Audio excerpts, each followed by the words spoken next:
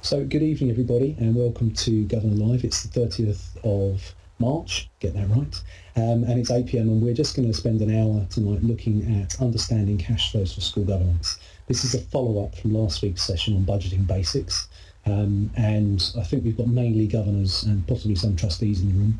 And this evening, Karen, my colleague from Armstrong Watson, who's up in Carlisle, is going to be presenting and explaining some of what we might understand by cash flows in governance. You may be familiar with this from areas beyond your governance role. You may be completely a novice, if you're like me. So we're going to look at that in a moment. We're going to do some housekeeping in a moment. And there'll be plenty of time for questions as we go. Use the text below where our videos are at the moment, just if you've got any comments, and we'll explain how things go in a moment. So let's do some housekeeping. First of all, we can't hear you, even if you're yelling at us or for some reason you're saying, hang on a minute, we can't hear you, and we can't see you either, so don't worry if you're in your pyjamas. Now there is a chance that our videos at some point might pause. So for example, I can pause my video like this, and my voice might continue, but my video might stop. There might be a whole host of reasons for that, but it shouldn't be the case. Obviously, if our video pauses, then it might be that something like this is happening, which is clearly not the original, but you never know, do you? So if the video pauses, you can guess what might be going on in the background. If your connection drops or you're on an app and you'll run out of battery or something like that, simply log back in, visit the website again, visit the URL that's in your email again, and just come back in. We'll still be here, and the session is being recorded, more of which in a moment. If other people in your family are using Netflix or the iPlayer or online games or whatever it is, then maybe ask them to step back, have a bath or something, but maybe just if you find your connection is going, maybe ask them to stop. And as I say every week, it's like everybody turning the taps on at the same time in the house. It takes a lot longer to run a bath because things are a lot slower if everyone else is running taps in the kitchen and elsewhere. So your home internet connection might not stomach everybody doing something at once. We are recording the event and we'll make it available as soon as possible. I think the recording we put out last Friday, and the blog post, forgive me, came out on Tuesday this week, but I've kind of prepared the blog post in advance, so it might come out tomorrow, but don't hold me to that, please. If you've got a question as we go, please preface it with a Q. What I will do is, as Karen is speaking, if you're asking questions, I will go through and collate all of the questions and put them into one long piece of text that we'll go through after Karen's finished presenting, rather than keep stopping and starting. And we'll have plenty of time for questions and discussion. And do preface it with Q. You don't have to put for Karen, because clearly it's not going to be for me, it's going to be for Karen. And we will have a dedicated section to answering questions, and there'll be plenty of time for discussion as they were. If you've watched any other recordings, you'll know that the discussion is often quite detailed and can go on. We're going to conduct ourselves as really in a governing body meeting, which means being respectful, listening to other people's opinions, etc., etc., etc. An important element of that is please bear in mind issues of confidentiality. You'll see that most of you have come in with just your first name, if you registered with just your first name, and you might want to share something. If you share something, you might want to bear in mind how sensitive that is. People shouldn't be able to find you by looking at the transcript and working out what your school is, but it's possible, so please do bear that in mind as we go. Just to say where we are in the programme of Governor Live sessions, we've already done the employment law update, which was getting on for 3 weeks ago now, with Michelle Gray from Berg. Karen, who's with us tonight, did budgeting basics last week. You can view the recording on the Modern Governor website. Tonight we're on understanding cash flows for school governance, and next week Karen will be looking at understanding management accounts and KPIs, key performance indicators. And then after Easter, she'll be coming back to do something on sort of systems and controls and the requirements of the Academy's financial handbook. So if finance is your thing, then you've come to the right place. So Karen is the Audit and Assurance Director for Armstrong Watson, and does a lot of preparation of financial statements. She was actually telling me she's been doing a lot of that today with charities and non-profits and things like that. She's also Chair of Finance at a secondary academy, and that's her email address there. I'm sure she'll put it up again later if you've got any questions. You may have detailed questions that we can't really kind of go off on a tangent and spend a lot of time on, but it may be that you wanted to follow up with Karen at a later date. What's going to happen now is that I'm going to stop my video and Karen will take over. And I will kind of be working in the scenes, behind the scenes, if questions come up that I can answer, because it's web references or things like that, I'll put those in, but I will collate your questions. And Anya, yes, there is a recording of last week. If you've signed up to the blog, I'll put the link up in a minute, you'll get that. I think the blog post came out on Tuesday. This is being recorded. The slides are available. We will put everything that we can from tonight out as quickly as we can, so you don't have to take notes. So you can just concentrate on, as I saw someone with a big glass of wine, you can concentrate on that, or your small tea, and just sit back and maybe think about some questions as we go. So I'll stop my camera now, mute my microphone, and then I'll hand over to Karen. So Karen, all yours. Lovely, thank you, Ian. Well, good evening, ladies and gentlemen, and a very warm welcome back again. As Ian said, we did budgeting basics last week. This week, we're going to do about cash flow statements and understanding them in the role of school governance. And I think this really kind of brings itself to the forefront, I think, at the moment, with definitely the funding constraints that we have, and making sure that we have an appreciation of how the funds are coming into the schools at a period of time. So I thought what we'd cover first of all tonight is, well, actually, what is a cash flow statement? It's surprising how many schools actually don't monitor their cash. They may have a budget and they may have management accounts, but they don't actually have a cash flow statement. I thought we'd just have a look at a couple of relatively easy methods. I'm very much aware that last week we had quite a sizable spreadsheet, so I've tried to make them as simple as I can this week. Then stripping it right back to, well, what's the reason behind needing a cash flow in the first place? So I thought we'd talk a little bit about cash management and how effective cash management can obviously assist that process. And I think a lot of people at the moment have got a budget and they're looking at where those funds may ultimately turn into a negative position. So I've had a look at the ESA guidance at the moment, and what are the consequences of actually having a negative cash flow, and then what are the next steps that we can take as schools to either overcome that situation, or what do we do when we quite literally run out of money. So we'll cover that a little bit later on. So first of all, well, what is a cash flow statement? Well, the theory behind it is it's a statement that shows the movements of the cash coming in and out of the school on either an annual or a monthly basis.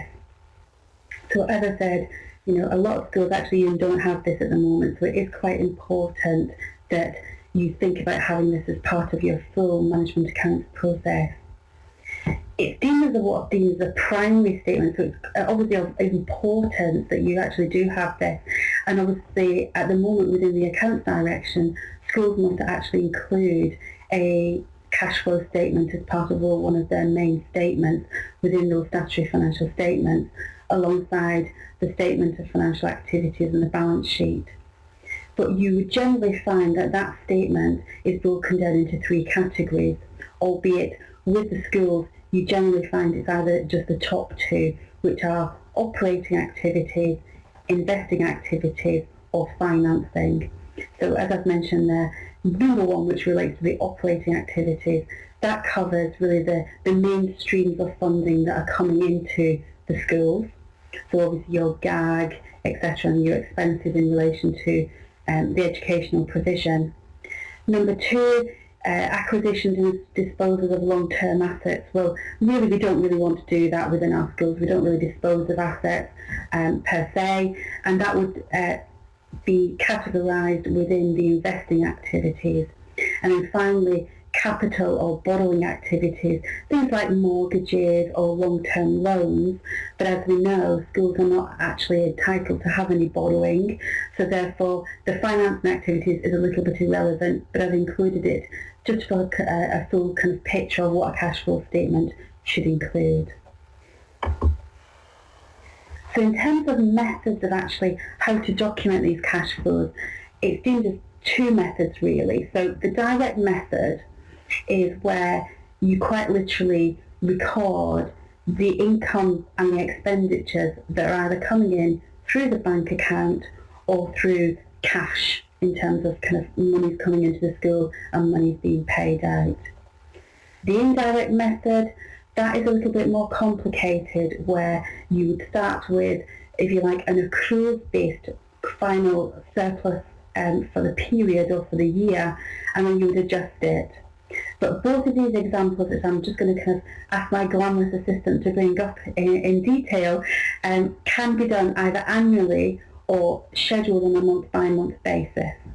So Ian, can I ask you to put up the direct method first, please? Perfect. Lovely. So again, I've used ABC Academy, nice easy name there. So the direct method is basically a showing of what's coming in, less what's going out. But what I've tried to do here is actually reflect the, if you like, the annual accounts return layouts, the statutory accounts layouts, and also the new budget forecast return, which I'm going to touch upon a little bit later on. So I've just made up some figures here for simplicity, but you can see that, first of all, and I will use my arrow, you can see that obviously I've included, obviously our main source of income being money from the EFA. Obviously local maintained schools will have a little bit of a different type of income coming in, but I wanted to show this really for the main educational provision. So we've got our various categories of EFA income coming in. Now we may be lucky enough, potentially, if we get some capital funding. Now that would be shown within the income and expenditure, because obviously it's coming into the bank, albeit it wouldn't then necessarily be reflected within the statement of financial activities or your profit and loss account, because it's very much then taken as a restricted fixed asset income if it's for capital purposes, but if it is for replacement borrowers, etc., you may show it within just the normal restricted funds on your profit and loss account. We've then got some local government income and also some other income. Now the trips is the kind of cash side of things really, where we may have a mixture between either direct credits into the bank, or we may have some cash, cheques, etc., but it all gets included in there. So you can see it's very straightforward coming into income received. We will then obviously look at the expenditures. So we'll have our payments to staff in terms of the main cost being wages and salaries. We may have some supply in there. And then we may have establishment expenses, educational costs and other costs. But again, it's all about keeping it simple. Think about the users of your management accounts and potentially who else you may use this within schools. So what I've tried to do is, rather than have 100 different nominal account headings that are taken off your financial statements or your Sage systems or SIN systems, I've pulled these together and just put them as a block total so that the users can easily read this. It's very easy to interpret, and you can see at first glance what it means. So we've got our income received of 277,561, and then we've got expenditure of 127,360, leaving us a net cash from operating expenses of 150,201. Now that balance is great because we know what's coming in that either month or year, but then you need the reconciliation at the end to make sure that actually something does balance. So you can see what I've included there as well is what we had as our opening bank and cash position. Then we're adding what's come in, because we've got obviously a favourable income. And then we've reconciled that to the closing bank and cash position. And again, it's really important that when you are doing the reconciliations that you are agreeing that to other documentation, albeit a bank reconciliation or a cash reconciliation. Now that is a very, very simple income and expenditure in terms of a cash flow statement. Now I've only included one column there, but what I would say is if you use that method, then this is the easiest method to use if you then need to profile the cash.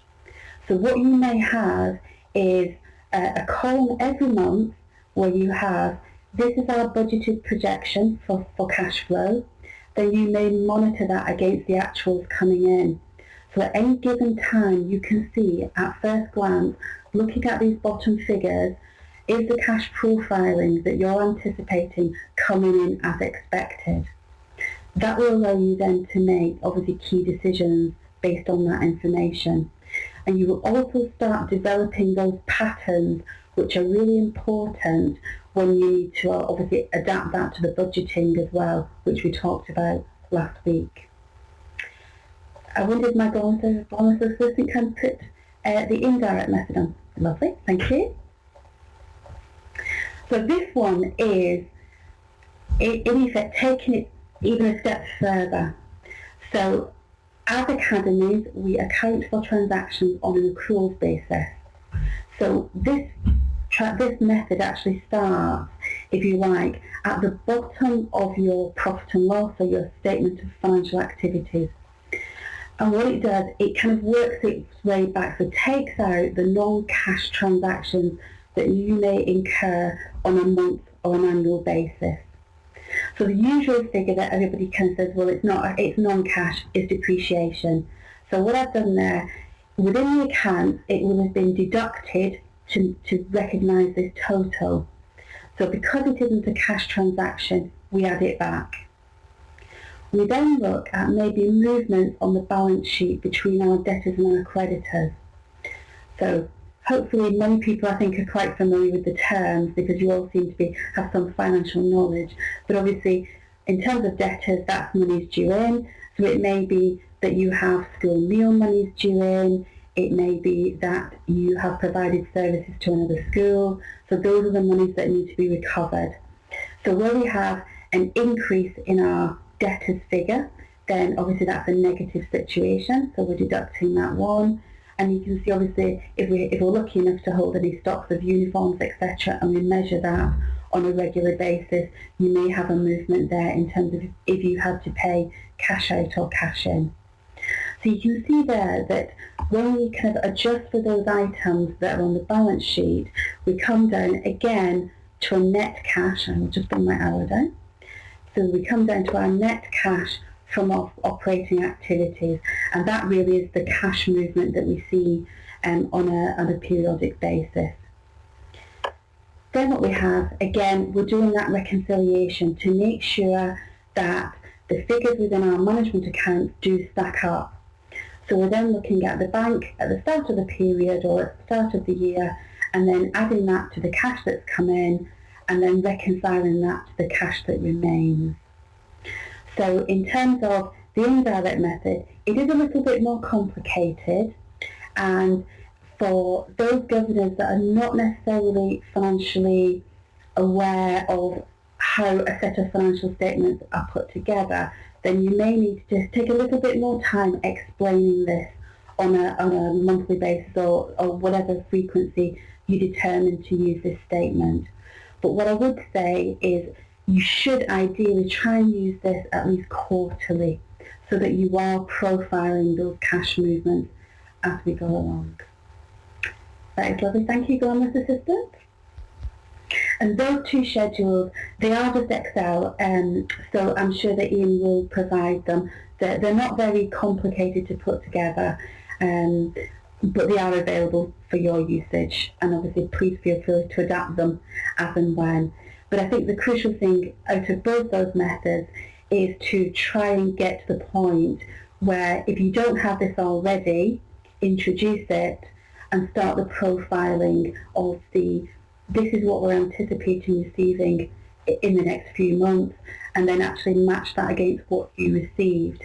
Now, if you're an academy trust, you will have obviously a gag schedule where you have the individual monthly payments. So they're relatively straightforward to obviously manage.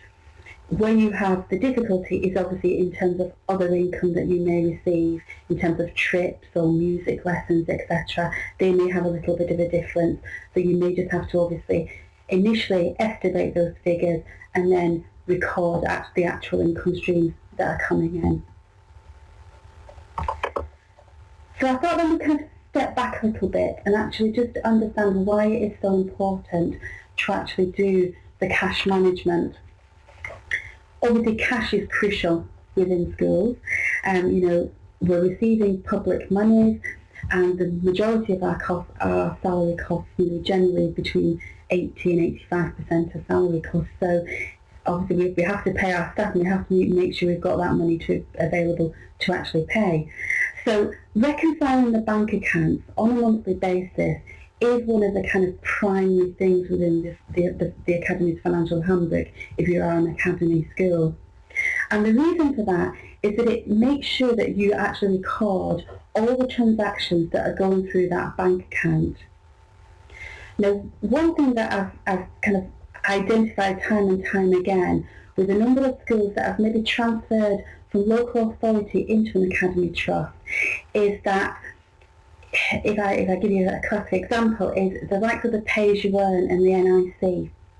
A lot of people always include that even in the month in which it's due.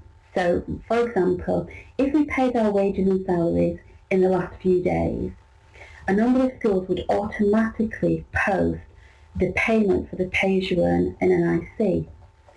Now that may be even though the cheque is not actually physically leaving the school until maybe another 2 weeks' time to be there for the 19th of the following month. And therefore that balance will sit within outstanding lodgements, showing that the bank is less than what it actually is at the moment. Now when times are quite tough, I appreciate we need still to keep that money to one side, but it then kind of almost offsets the profiling, because strictly, if you pay your wages towards the end of the month, you're not physically going to pay that cash out for at least another 2 weeks likely.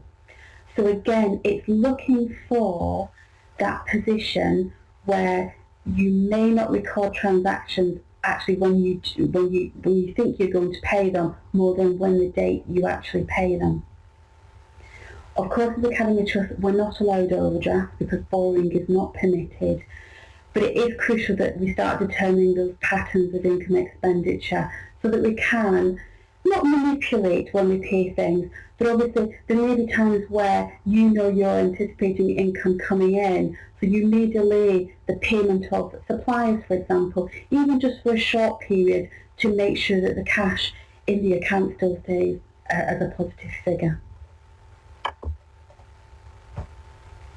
So talking about cash forecasting really, so in general income is received on a monthly basis within our schools, so it does allow us to profile and actually forecast the flow of the monies that are coming in. And why are we doing this really? Well, for two key reasons. We're looking to ensure that our bank accounts are always in credit, because again, as I've mentioned, we cannot go into overdraft. But also, if we are fortunate enough to have some surplus cash, then it does give us that opportunity to maybe put some money into a higher rate interest account, even just for a short period of time, to try and maximise as much income as we possibly can in terms of interest received. Similarly, if you maybe receive a SIFT grant, you may have that money for a period of time. You know, there is an opportunity there, even just for 6 months, if the project is longer than 6 months, is just to move those funds into higher rate, just to get a little bit more interest. I'm sure we all appreciate, though, that at the moment the interest rate is not great. So even every little penny helps, I suppose. So, you know, it's thinking about that kind of where to position the cash that we do have and make sure our reserves are generating the maximum amount of income that it possibly can. I've then mentioned about credit control procedures, because we need to make sure that we're getting the collection of monies as soon as possible. So if some of our schools are lucky enough to have sports halls, for example, it's really important that we do invoice those debtors quite promptly, and think about the terms that you may have for getting that money coming back in. Ideally, we want payments in advance, but if we can't have those, then think about, you know, allowing credit for more than a month. Then really, you know, you're at the detriment of your own school, because you want that money to come in a much quicker pattern for you. Again, obviously, if we do manage to sell some of our services to other schools, it's really important that to invoice that on a timely basis. So perhaps have an agreement with them that if, you know, we provide a service of teaching for a particular month, make sure it's invoiced in that month and that the credit terms are quite clearly stated that you want to be paid within the following 30 days as well. We're always looking for different ways of income generation. So again, looking at where we may diversify, looking for those opportunities to try and get that money in a little bit sooner. And we should certainly have a policy on debt management. The crucial thing within schools is, and I'm sure you're already aware, that we shouldn't really have any bad debts. That's obviously a position where we never want to get into. We want to make sure that the people we're providing credit to, we will be able to recover that money. So have a policy that's very clear. And of course, if we do have a sizable bad debt, that potentially can be one of the issues that we have to go to the EFA if you are an academy to get authority. That's one of the crucial notification matters there. So with cash being quite tight at the moment, there are schools that are obviously clearly running out of cash, and if you've got that profile of, at a certain point we know we are going to run out of cash, well, what does that mean? Well, from a governance perspective, I suppose there are some crucial considerations. We need to try and prevent that as much as we can. So the profiling of the cash over 1 to 2 years should identify the point where we may have issues, and it will give us that little bit of time to, if you like, think of alternatives. What can we do to try and balance that situation? Of course, that should be a key risk on the risk register if your profiling determines that you will be running out of cash. At this stage, what I would say is, as a governing body, it's absolutely crucial that you have a documentary evidence of all the decisions that you are making. So any discussions at finance or at full governors in terms of the management accounts, the cash profiling, need to be very carefully documented. This will then obviously allow the governors, if the EFA do have to step in, to demonstrate that they have done everything that they possibly could within their power to actually try and overcome this situation, or they have taken the steps necessary, at a point in time that they have to then bring in the EFA. Of course, the other issue is in terms of solvency for the business, because ultimately you are an individual separate legal entity, and therefore you are a company and you are governed by the solvency rules. So when we are looking at our financial statements at the end of the period and your auditor says to you, do you believe your school will continue for the next 12 months, governors need to look at a variety of information. So they will look at the projections within the budget. Will we be a positive budget, or will we end up using up our reserves? But you should equally be able to look at the cash management and whether or not you can meet your liabilities as they fall due. And that's really where the going concern opinion of schools is vital, because it's the two aspects. It's A, will we run out of funds? And B, will we have sufficient resources to meet liabilities as they become due? And that is sometimes the area where the schools actually get caught out, because the amount of debtor plus bank less your creditors gives a negative figure, and the profiling of the cash in the future means that you're going to have to really manage the cash really, really carefully. From an operational consideration, we're almost kind of stuck because we can't go to the bank for an overdraft. I have seen schools that have had loans from governors, which is obviously a massive no-no, because you should not transact with, especially for loans, you're not allowed loans in the first place, so especially not with related parties. That's a massive conflict of interest. But there is an option, and that's what we're going to talk about next, so the EFA involvement with your cash flow.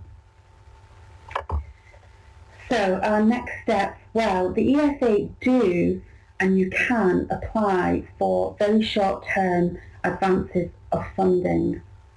Now that is purely to meet the cash flow needs Now, this again comes very much back to making sure that we document all our kind of justifications for the kind of decisions that as governors we've made, because what we will need to be able to demonstrate is that we have a cash flow need.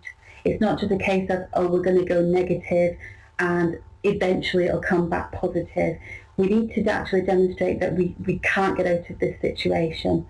So we need to be able to show them that we need both a revenue cash flow to actually continue the operations of the school, or that we need some capital monies as well to, perhaps do a refurbishment, etc. That is absolutely vital.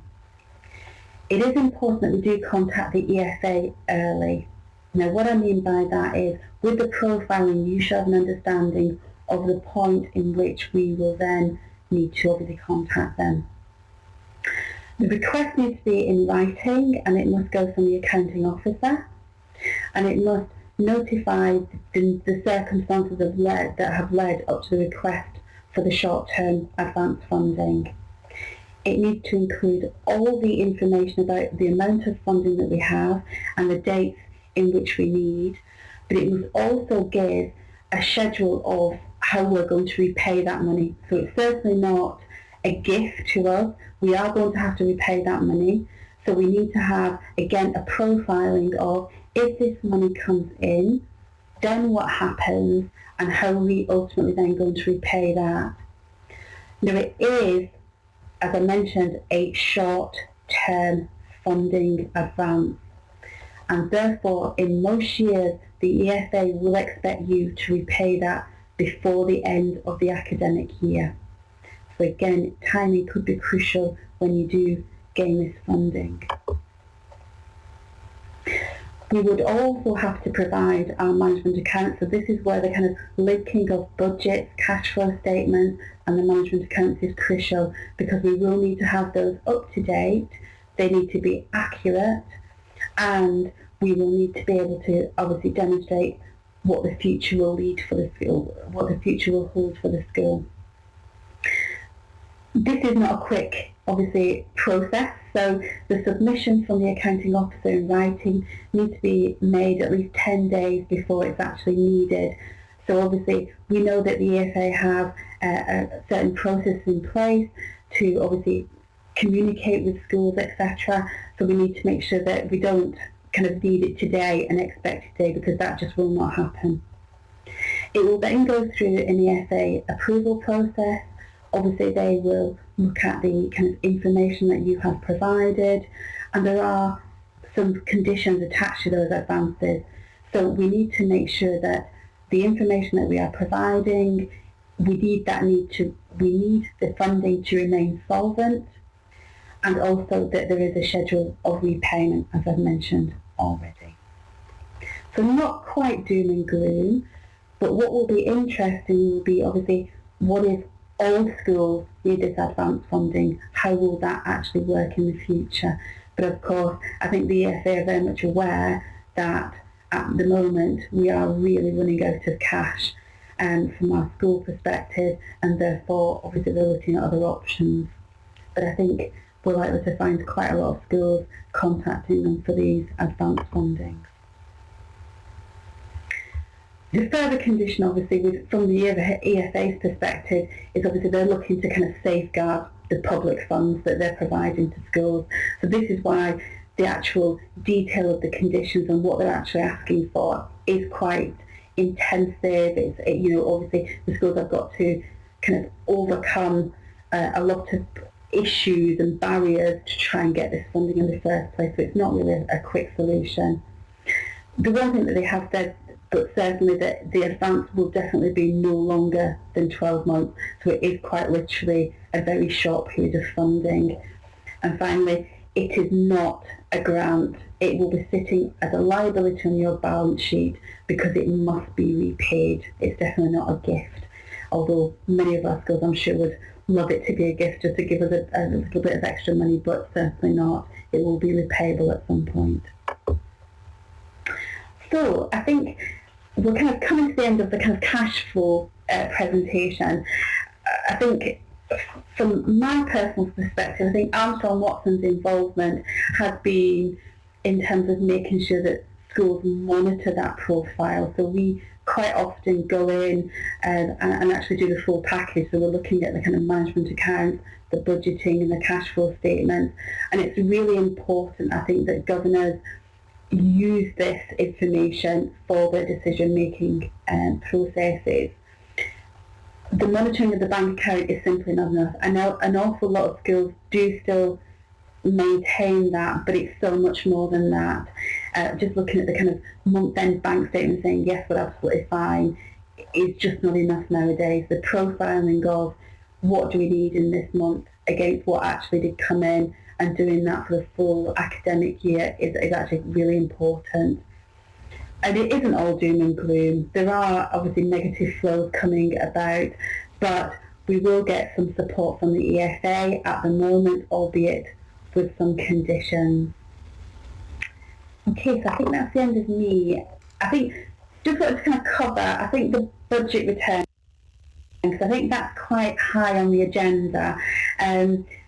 We've obviously had some letters to the accounting officers in the past few weeks about the 2 new budget returns that are being requested. So the first one is obviously the budget forecast return outturn. Now that is due on the 19th of May, which is obviously not too far away. What we're talking about, 5-6 weeks with Easter in there. This will include a number of actual figures. So up to the end of March, they will require actual expenditures incomes for the period, and then we'll have an estimation to the end of the academic year on the kind of forecast of the kind of results for the period.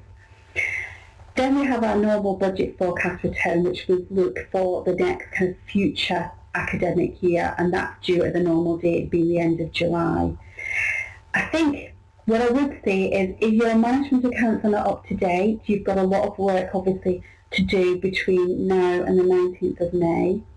The secondary issue is obviously it's an online form. I know many of you who are academy schools, we had an issue with the accounts annual return in that the extension was given another month because we had so many issues with the online form. They are hoping to get the budget forecast return form out at the start of April. I'm not aware it's out as we speak at the moment, so I'm expecting it in the next few days. It will follow similar layouts to the previous budget return, and also in line, I think, a bit more with the accounts return as well. So trying to kind of link those documents together to make things a little bit easier in the future. Okay, Ian, I think we're on questions. Yeah, so maybe you want to go from the top. There's a few that have come in that are kind of similar, but maybe start from the top. Yeah. People can respond in the text chat if they'd like to kind of elaborate on what they've asked. Okay, so obviously Rosemary's asked about should we have an accountant on the board and how much finance experience should the chair of finance have? Well, that's the $1 million question. I think in an ideal world, you would have somebody who has been within the financial world. I don't think you necessarily need an accountant, a qualified accountant, to be on the board, but you certainly need somebody who can challenge the figures. So if your school business manager prepares the accounts, there should be somebody who has, if you like, a working knowledge of how those figures are put together, just so that they can almost reassure other governors who are not financially orientated, actually these figures do make sense. I think the role of the chair of finances is quite a difficult one at the moment, in that you are trying to work for the benefit of the school, because that's what we're there for ultimately, but equally you know the finance pot is shrinking and there are costs, fixed costs, which are really out with your kind of realm to do anything about. So with wages and salaries being such a large proportion, we are obviously aware that there will be a pay rise, for teachers and support staff. the teachers' pensions and the local government pension schemes are obviously on the increase constantly, and therefore it is a balance between the two, balance between making sure that we have sufficient funds to do the strategic work that we want to do. And I think we touched upon that last week really in saying that we don't want the finances to dominate how we run the school, because what we're really looking for is for that school development plan to raise the standards and the attainment within the school, and the finances have to work along that. So I guess what I'm kind of saying there is qualified accountant is not necessary, but it is quite important to have somebody with financial experience that can challenge. Okay, so in a maintained school, should I ask for a cash flow statement? It very much depends, Rosemary, actually on what you actually have and what reports you provide back to the local authority. I think what you will probably have, you will have an expenditure budget for the year that you're kind of looking to maintain. So I think probably the direct method is probably the easiest one for you to look after in terms of looking what's coming kind of in and out, if you like, for the school. I think most checkbook schools will know what's coming in as well. So I think probably the direct method is probably the easiest one for you to keep that monitoring going. So Jill, what type of questions would Ofsted ask governors refinances? Okay. Well, they can. I was at a governor conference on Saturday, and Christine Wayside from Ofsted, she said, we're not going to ask you to see your accounts, but we will ask you how you've spent the money that you've been given to do certain things. That was her take. I don't know if you've got any further information that says actually the reality is a bit different. Well, as you know, Ofsted can ask you anything. What I would say is, in your Ofsted Ready team, I would definitely have a finance person present. I think they will challenge potentially on budgets, on your cash flow statements and your management account, because that's what you're showing them on a regular basis. So if you're starting to run out of money, the kind of key questions they will ask you are, have you got a plan? How does that fit in with school development plan? And equally, what do you do as governors to make sure that you can actually achieve what you say you're going to achieve? So it is quite important that someone can answer those questions. So I would say have your finance person on the panel of your Ofsted Ready team. How often should a school be financially audited? Are all academies in a MAP audited individually? Okay, this is a really interesting question. So audits are completed on all academy trusts as at 31st of August, so they have to have an audit. That is a regulatory requirement. But you only have one audit of the multi-academy trust. So what that means is that you would generally have one set of statutory financial statements, and obviously all the results of the schools are combined within one set of financial statements. There is a specific note that goes within those accounts that obviously breaks down certain elements of each individual school. And I hope that answers the question, Suzanne. I think obviously you want a little bit more about auditing, I'm happy for you to give me a quick email and I'll obviously push you in the right direction for that one. Simon asked, in terms of joining a MAP, would cash flow be managed at trust level or school level? Finance director, school level? I'll say both, because fundamentally as individual schools you should be obviously monitoring, the local accountability bodies should be monitoring their own school, but also as a MAP, the MAP will have an overall budget for the MAP, and they will have a cash flow statement for the MAP as well. So what they may do, they may break down the budgets and the cash flows individually, so they may already have that information for the individual schools, but it is up to the local accountability bodies to kind of keep an eye on that as well. So what is the reasonable time for the cheques to be taken and banked? This is a really interesting one. local authority schools actually have a requirement that they must bank those almost immediately. That is part of kind of the stipulations within normal local authority regulations. What I would say from an academy school is, obviously you may have a different bank kind of timing, you may just go once a week, etc. But what I would say is, obviously checks only last, or will only be honoured for 6 months, so you certainly don't want checks sitting around. And if you're talking about a large amount of cash and cheque being held, you will also have to check your insurance policy for the school, because obviously in terms of a break-in, if that money goes missing, you may not be covered for insurance purposes. So what I would say is, you probably do need to have a regular routine to make sure that those monies are being banked on a timely basis. And of course, you want to account for those transactions as and when they come into the school. So Suzanne got again, should the governors see the returns before submission? Well, the two budget returns are not required to be reviewed by the external auditor. With other returns to the EFA, they generally are, but these two budget ones are not. They are generally prepared by the business managers, business managers, and then they have to be approved and submitted by the accounting officer. Now, what I would say is, the crucial thing about budgets is obviously they have to be approved at governing bodies. So I think what you may find is you may need to sneak in a cheeky finance committee to approve those budgets, or governors meeting in May, because really you don't want to be submitting returns for March or up to the end of March for actuals, and then estimated for August, that are not in line with what the governors believe are the kind of results for the year. So what I would say is, you may need to schedule a quick meeting in May at the moment, just to get those approved before you do submit them. And then know that can governors approve works with only one quote due to urgency? It depends what's in your scheme of delegation. Fundamentally, you will have levels of authority within your school. You have two issues to look at here.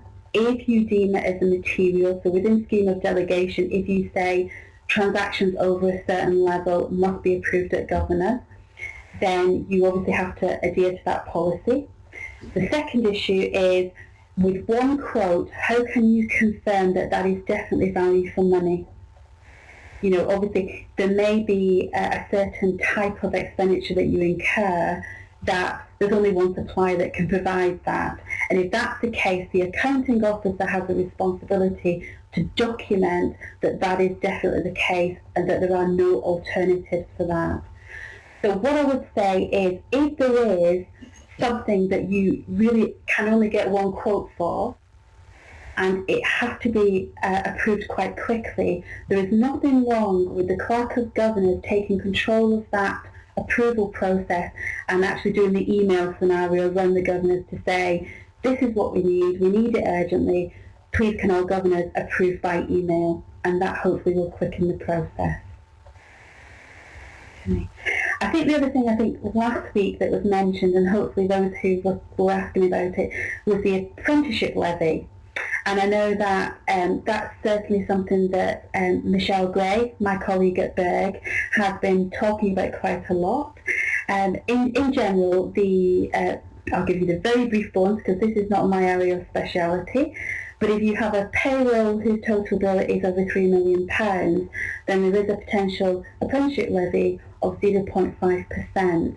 Now I know that Ian has got a wonderful link to the Berg tweet that's talking about the apprenticeship levy. What I would say, everybody please go and have a look at that if that does apply to you, if your payroll bill is over the 3 million. It is at the moment for large businesses. The money basically gets put into, if you like, a pot, and you have approximately 24 months to use that money, or obviously it gets obviously absorbed elsewhere. So please have a look at the Berg tweet. Perfect, you've popped it on there. It does have basically all the information that you do need, and I do know that obviously somebody asked the question last week, and I just wanted to make sure that we covered that tonight. Okay, so So, go on, Ian. I'm just going to put it in. Hang on a second. And while it gets there, you can probably see I'm just going to make it bigger. Perfect. Yeah, perfect.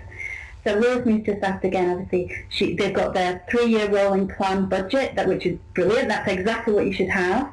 But obviously there are a lot of unanswered questions in the plan. I think all you can really do is actually, if that is linked to your school development plan, then you have to go with that.